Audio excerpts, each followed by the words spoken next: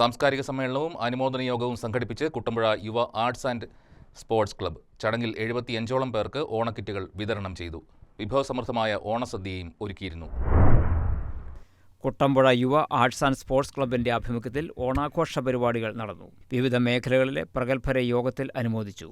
അനുമോദന സമ്മേളനം block panchayat president Jessy Saju ഉദ്ഘാടനം ചെയ്തു. സാംസ്കാരിക സമ്മേളനത്തിന്റെ ഉദ്ഘാടനം കുട്ടമ്പുഴ ഗ്രാമപഞ്ചായത്ത് പ്രസിഡന്റ് മേരി കുര്യാക്കോസ് നിർവഹിച്ചു. വിവിധ മത്സരങ്ങളിലെ വിജയികൾക്ക് ജില്ലാ പഞ്ചായത്ത് അംഗം സൗമ്യ ശശി സമ്മാനങ്ങൾ വിതരണം ചെയ്തു. വാർഡ് മെമ്പർ അരുണിമ വിനീഷ് 75ഓളം കുടുംബങ്ങൾക്കുള്ള ഓണക്കിറ്റ് വിതരണം ചെയ്തു. ക്ലബ് പ്രസിഡന്റ് സിബി കെയുടെ അധ്യക്ഷതയിലായിരുന്നു യോഗം. യോഗത്തിൽ കർമ്മദക്ഷിണ അവാർഡ് അന്നക്കുട്ടി പത്രോസിനും ശ്രേഷ്ഠ പുരസ്കാരം award CP Varghese, Philomina George, Lucy John എന്നിവർക്കും നൽകി. ശ്രീതാളം അവാർഡ് അമ്പി ഓമനക്കുട്ടൻ, ഏലിക്കുട്ടി പത്രോസ്, ശോഭന എൽദോസ് എന്നിവർക്കും സമ്മാനിച്ചു.